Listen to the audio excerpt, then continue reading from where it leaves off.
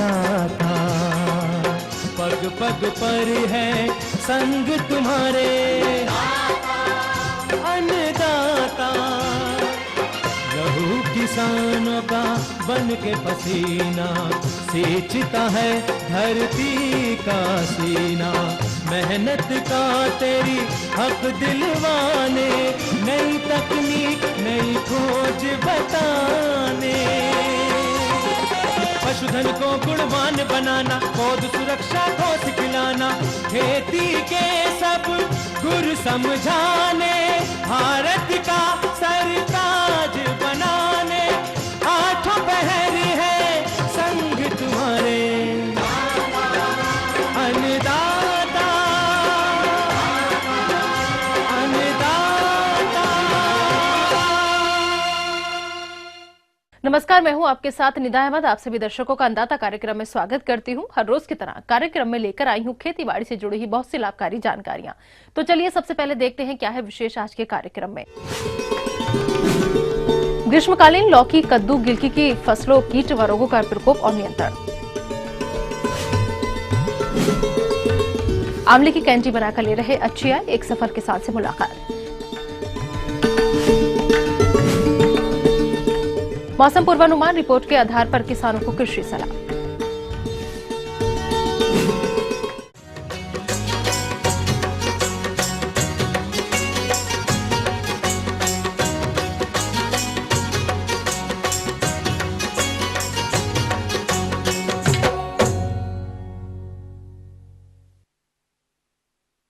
हमारे राज्य के जो किसान भाई ग्रीष्मकालीन कद्दू वर्गीय सब्जियों की खेती कर रहे हैं, उनकी फसलें बढ़वार की अवस्था पर है, लेकिन इस समय बादल युक्त मौसम में होने की वजह से फसलों पर कीट और रोगों का प्रकोप दिखाई दे रहा है, जो कि फसल को नुकसान पहुंचा रहा है और ऐसी फसल से आगे चलकर उपज भी कम मिलेगी। तो सर्वप्रथम हम जानते हैं कि इस समय कद्दू वर्गीय फसलों में लगने वाले कीटों और उनके नियंत्रण के बारे में, जिसकी जानकारी दे रहे हैं कृषि विज्ञान केंद्र रायसेन के कीट वैज्ञानिक डॉक्टर प्रदीप कुमार द्विवेदी। कद्दू वर्गीय सब्जियां जो होती हैं उनको हम लगा सकते हैं। कद्दू वर्गीय सब्जियों में हम देखते हैं जैसे कि गिलकी है, तोरई जिसको हम कहते हैं, ककड़ी है, खीरा है, इस तरीके की हम टिंडा है, इस तरीके की हम सब्जियों का उत्पादन करते हैं। जिस देखते हैं कि जैसे इसमें कुछ समस्याएं आती है, रोग और कीट आ जाते हैं, जिससे हमारा उत्पादन प्रभावित होता है। कद्दू वर्गीय सब्जियों में जो प्रमुख रूप से एक जब हम फसल लगाते हैं उसी समय शुरुआती अवस्था में कद्दू का लाल कीट एक छोटा सा कीट होता है और इसके क्या करते हैं, जो लार्वी रहते हैं और वयस्क रहते हैं, नीचे से जड़ों को, तनों को खाना प्रारंभ करते हैं और ये नीचे धीरे धीरे, और इसके प्रौढ़ होते हैं, ये पत्तियों को खाना अच्छे से अच्छा समझते हैं और उसको प्राथमिकता देते हैं पत्तियों को खाने की। तो हमें इस कीट को नियंत्रण करने की आवश्यकता पड़ती है।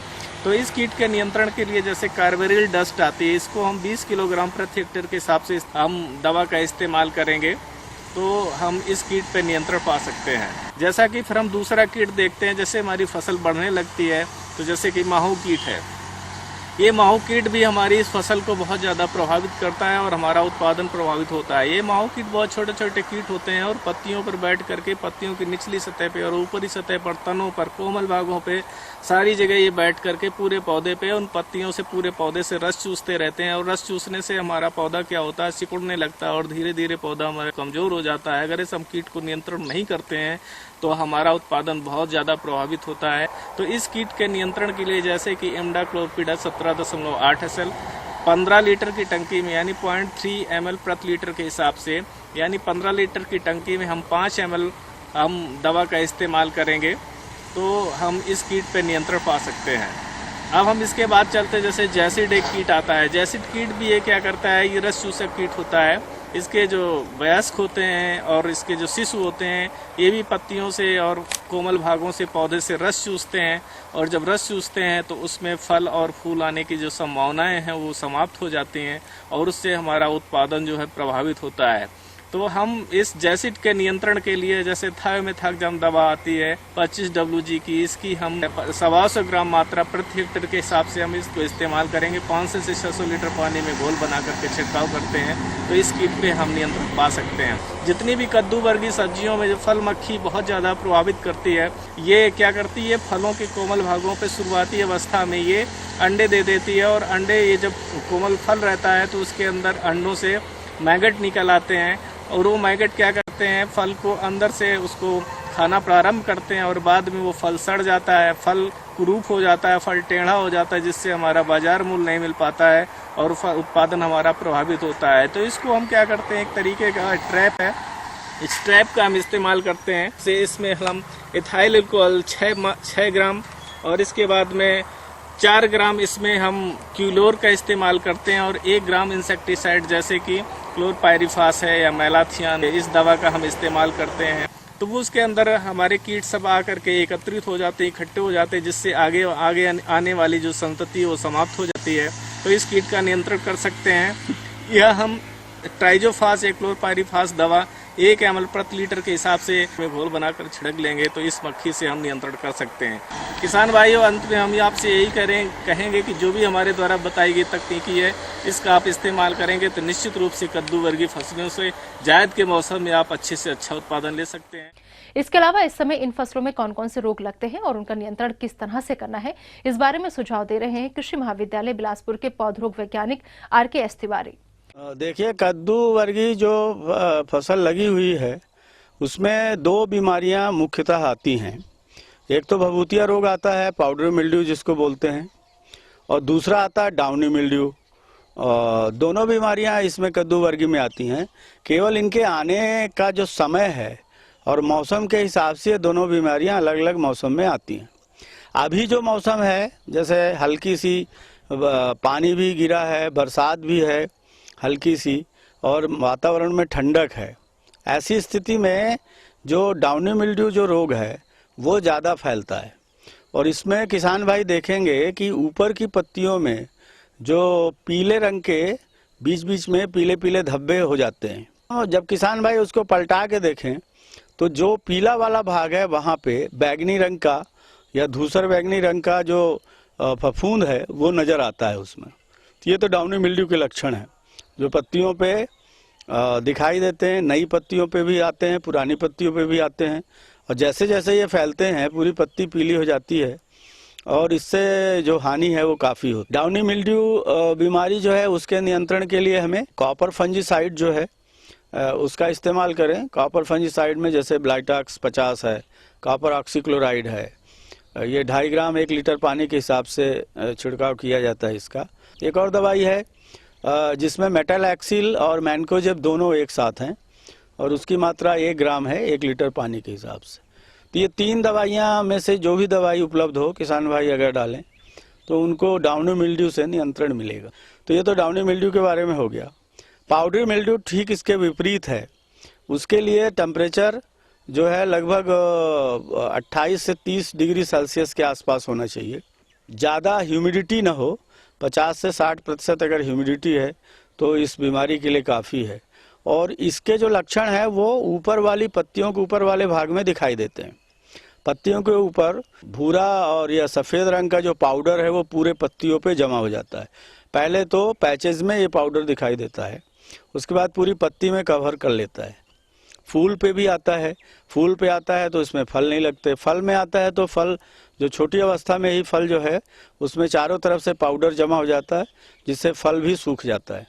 पाउडरी मिल्ड्यू के लिए जो नियंत्रण की विधि है पाउडरी मिल्ड्यू के लिए, उसमें जो रासायनिक दवाइयाँ हैं उसमें एक तो कार्बेंडाजिम है, 1 ग्राम 1 लीटर पानी के हिसाब से डाल सकते हैं। दूसरा हेक्साकोनाजोल है, वो 1 मिलीलीटर 1 लीटर पानी के हिसाब से डाल सकते हैं। तो ऐसे जो भी दवाइयाँ हमारे पास उपलब्ध हों इनमें से कोई भी दवाई को हम इस्तेमाल करें तो जो पाउडरी मिल्ड्यू है उसको हम नियंत्रित कर सकते हैं। तो ये थी कुछ उपयोगी जानकारियां। अब लेते हैं एक छोटा सा ब्रेक, जल्द लौटेंगे और कार्यक्रम में आगे है महत्वपूर्ण जानकारियां, तो बने रहिए हमारे साथ।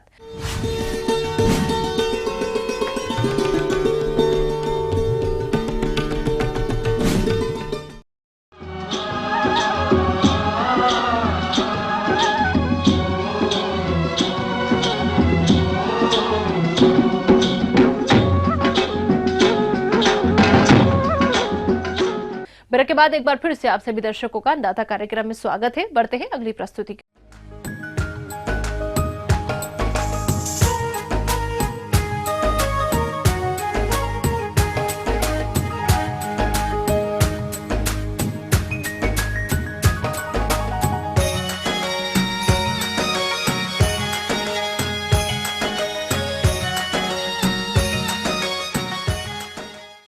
हमारे राज्य में आंवले का उत्पादन बहुत अधिक मात्रा में होता है। इनमें बहुत से किसान आंवले के फलों को सीधे ही बाजार में बेचते हैं तथा कुछ किसान इनके सह उत्पाद जैसे कि मुरब्बा, आंवला, सुपारी, कैंडी इत्यादि बनाकर बेचते हैं और अधिक मुनाफा कमाते हैं।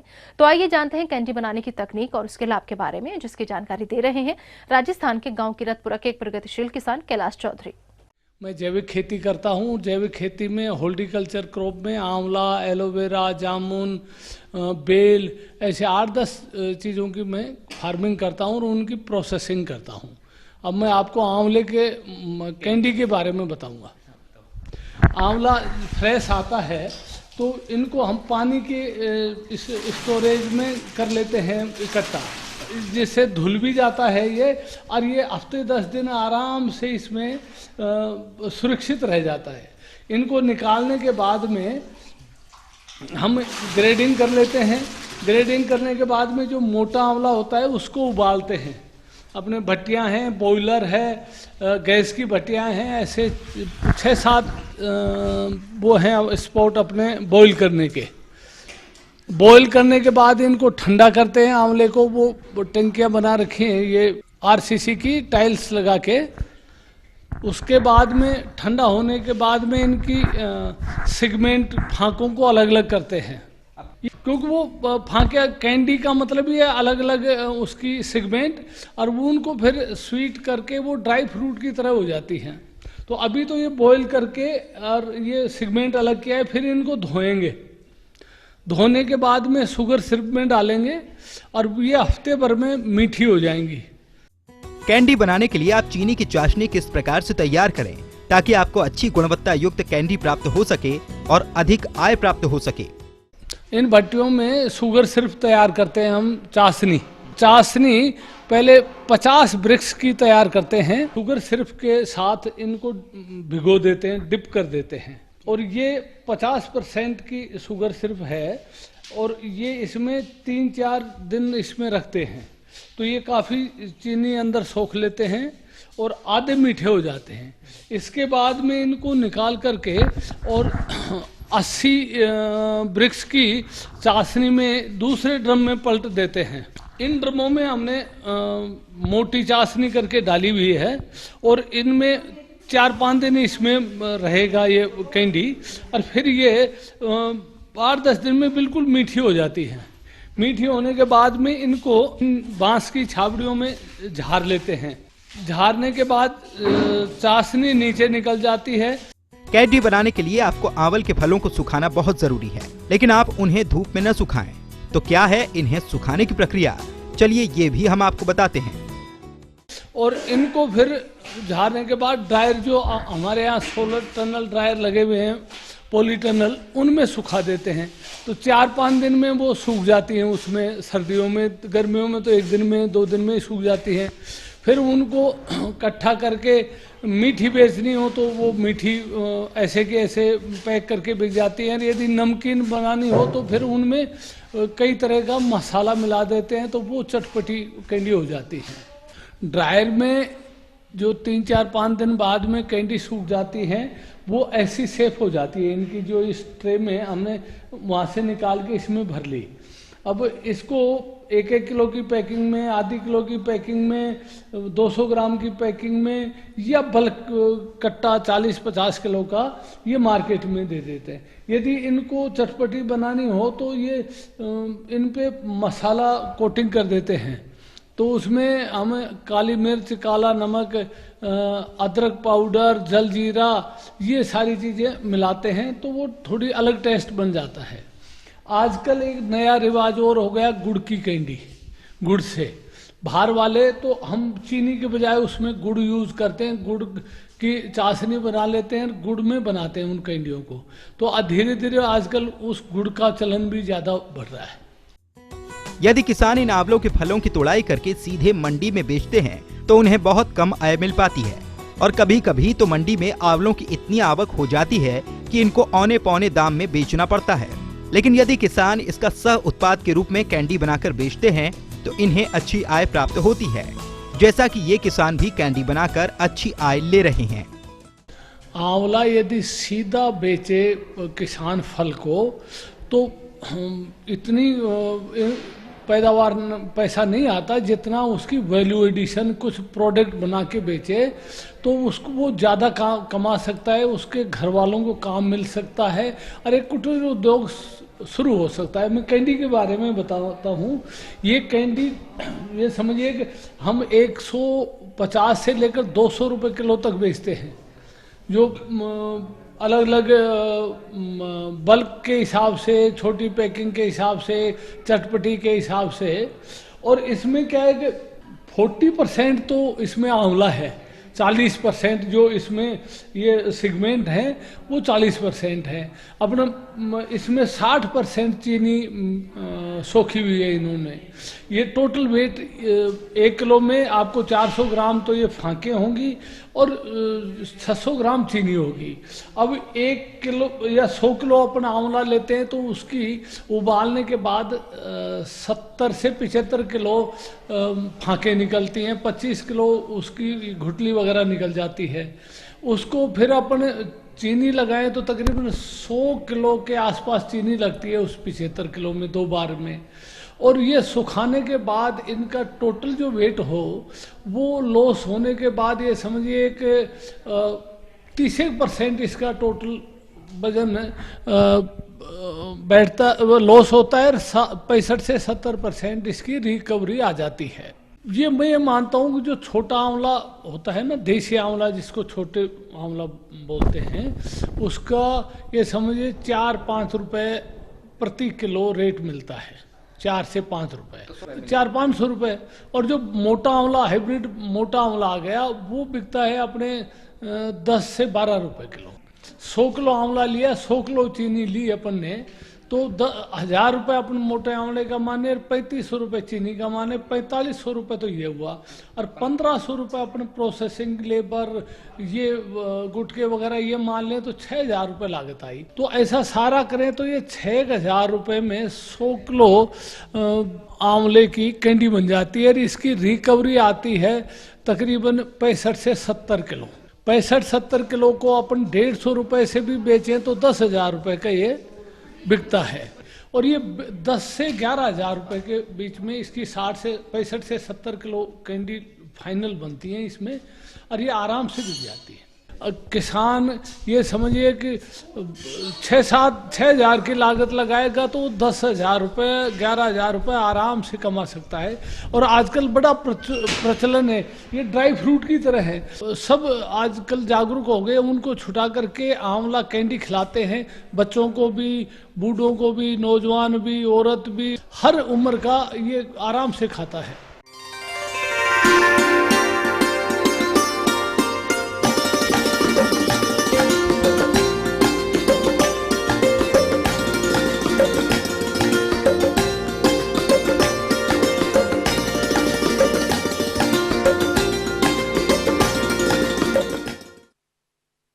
हमारे प्रदेश के जो किसान मोगरा की खेती कर रहे हैं वो उससे क्वालिटी वाले फूलों की अधिक उपज तभी ले सकते हैं जब वो फसल में किए जाने वाले कार्यों को उचित समय पर करें, जैसे कि सिंचाई, उर्वरक प्रबंधन और कीट और रोगों का नियंत्रण आदि।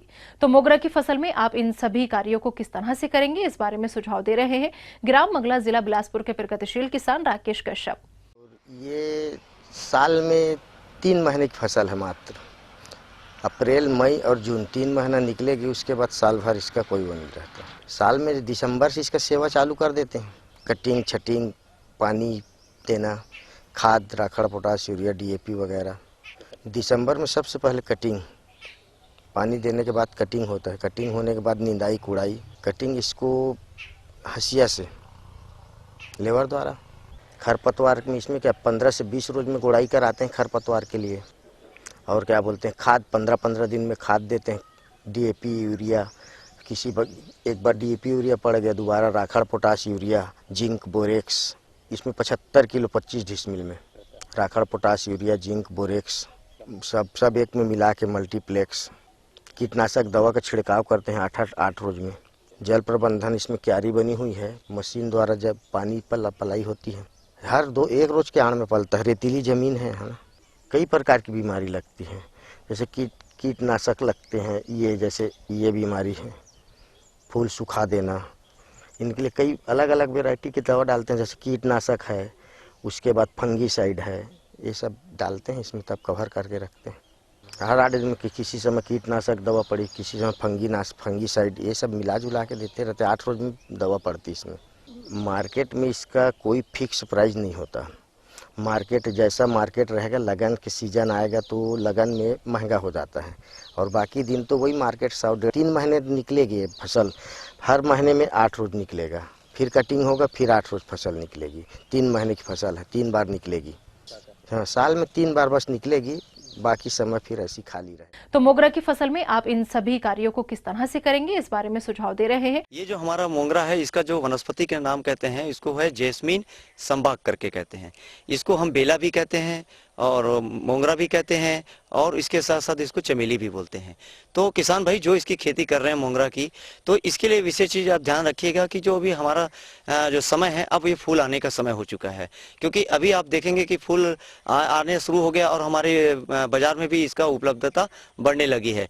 तो किसान भाई जो भी अभी मोगरे का उत्पादन ले रहे हैं, गर्मी के समय में मार्केट में बेच रहे हैं, उनके लिए ये सलाह देता हूँ कि अभी इस समय खाद और रासायनिक खाद का सबसे ज़्यादा अभी इसमें ध्यान रखना है कि अभी कम से कम उसमें गोबर की खाद, यूरिया, फास्फोरस और पोटास, ये कम से कम आप अभी इसका इस्तेमाल करें। और बीच बीच में आप यूरिया का फोलियर स्प्रे है ना, छिड़काव से भी आप दे सकते हैं, ताकि उसमें फूलों की संख्या ज़्यादा से ज़्यादा आए। बीच बीच में अभी किसान भाई जैसे अभी आपके फूल आ रहे हैं, तो बीच बीच में आप निंदाई गुड़ाई पर्याप्त करते रहे। सिंचाई देना, सिंचाई बहुत महत्वपूर्ण है। आप कम से कम 1 दिन के अंतराल में सिंचाई जरूर दें, क्योंकि अभी इस समय गर्मी का तापमान बहुत ज़्यादा बढ़ रहा है। ऐसी स्थिति में बहुत ज़्यादा पानी की आवश्यकता पड़ती है, तो कम से कम 1 दिन के अंतराल में पानी दें। किसान भाई को आजकल जो अच्छी तकनीकी विधि आ गई है, वैज्ञानिक तकनीक विधि आ गई, टपक सिंचाई विधि।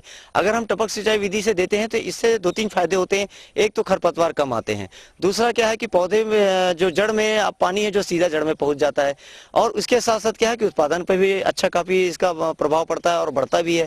लेकिन हम बहाव विधि से देते हैं, अगर किसान भाई जो लोग देते हैं, उससे क्या होता है कि पानी एक तो व्यर्थ जाता है, बहुत ज्यादा पानी की आवश्यकता हो जाती है, पानी व्यर्थ हो जाता है, और ऐसी कंडीशन में क्या होता है कि खरपतवार बहुत ज्यादा हो जाते हैं, और उसको नियंत्रित करना एक तरीके से अलग से इसमें खर्चा पड़ जाता है। मोगरा में बहुत ज्यादा तो बीमारी इसमें आती नहीं है। थोड़ा से आप देखे होंगे कि इसमें पाउडरी मिल्ड्यू का थोड़ा सा अटैक होता है, लेकिन उसको सल्फर के द्वारा 2 ग्राम प्रति लीटर के हिसाब से अगर छिड़काव करते हैं तो वो नियंत्रित हो जाता है। और बाकी ऐसे बहुत इसमें कीड़े की भी समस्या ज़्यादा नहीं रहती है। अभी जैसे इसमें कीड़े आते हैं तो आप देखे होंगे जब थोड़ा सा उसमें फूल आने लगता है तो उसमें एफिड है, थ्रिप्स है, वो थोड़ा सा दिखता है। तो ऐसी स्थिति में उसमें मेटास्टॉक्स का भी 2 ml प्रति लीटर के हिसाब से अगर हम छिड़काव करते हैं तो इसको नियंत्रित कर सकते हैं। आगे और भी है कुछ रोचक जानकारियां, पर यहाँ पर रुकेंगे एक और ब्रेक के लिए। जल्द हाजिर होते हैं।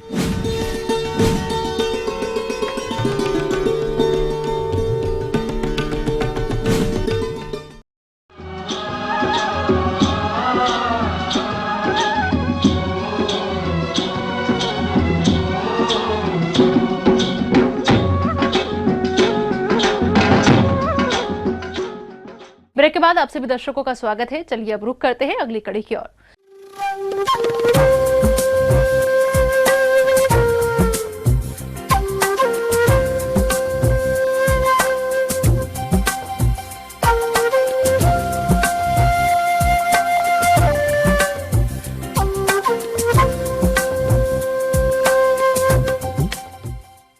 मौसम के अनुसार प्रबंधनों पर टिकी है आपकी खेतीबाड़ी, इसलिए मौसम पूर्वानुमान और उस पर आधारित साप्ताहिक कृषि सलाह इस प्रकार है।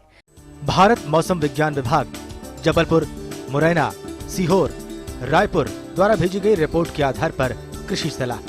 आने वाले दिनों में पकी हुई अदरक और हल्दी के कंदों पर समय पर खुदाई करें। सरसों की फसल में 75% फलियां पीली पड़ने पर फसल की कटाई करें।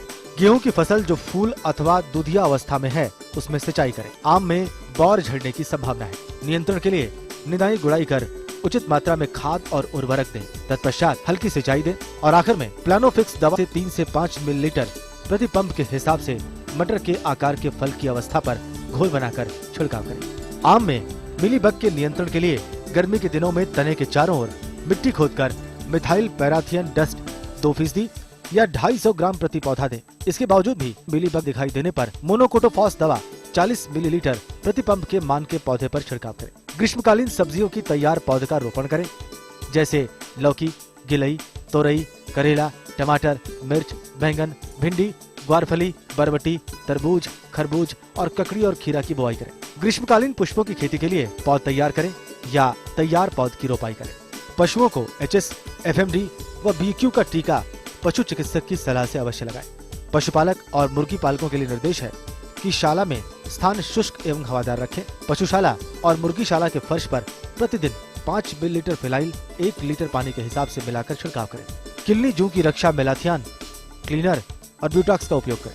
अंतः एवं बाह्य परजीवी नाशक दवा अवश्य पिलाएं। बकरियों में PPR का टीकाकरण अवश्य।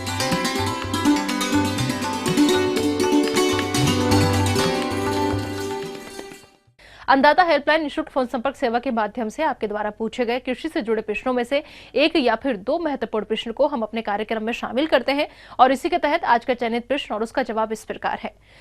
अन्नदाता निःशुल्क फोन संपर्क सेवा के माध्यम से पूछे गए प्रश्नों में से आज हमने जिस प्रश्न को कार्यक्रम में शामिल किया है उसे पूछा है ग्राम तीतरी, जिला रतलाम के कृषक महेश पाटीदार ने।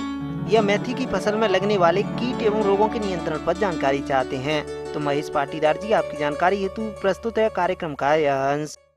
मैं एक किसान के खेत पे खड़ा हूँ जिसने अभी 3 बीघा में मेथी लगा रखी है। अभी मैं देख रहा हूँ मेथी के अंदर सबसे ज़्यादा प्रॉब्लम्स आ रही है काले मच्छर की। जगह जगह काले मच्छर दिख रहे हैं जिससे फ्लावरिंग पूरी तरह डैमेज हो रही है, बर्बाद हो रही है।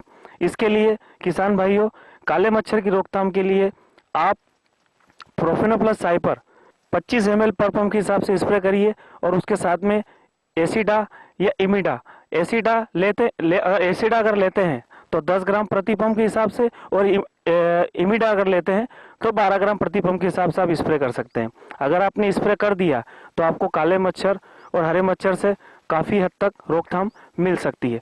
आगे देखिए किसान भाइयों, जैसे जैसे फसल बड़ी होती जाती है, जब फूल पूरी तरह फली में कन्वर्ट हो जाता है तो उसमें हमने देखा है कि काली इल्ली और हरी इल्ली का प्रकोप शुरू हो जाता है। काली इल्ली और हरी इल्ली का जब आपका प्रकोप शुरू हो जाए तो उसमें ट्राइजोफास 30 ml प्रति पंप के हिसाब से और प्रोफेनोफास 25 ml प्रति पंप के हिसाब से आप स्प्रे करिए। उसके माध्यम से आपकी इल्ली पूरी तरह कारी और हरी दोनों अच्छी तरह नियंत्रित हो जाएगी। अगर आपने प्रोफेनोफास का इस्तेमाल किया तो प्रोफेनोफास के इस्तेमाल से क्या होगा, उसके इल्ली के जो अंडे होते हैं वो भी पूरी तरह ब्लास्ट हो जाएंगे, जिससे अन्य प्रकार की इल्लियां पनप नहीं पाएगी और इससे आपको काफ़ी समय तक राहत मिल जाएगी।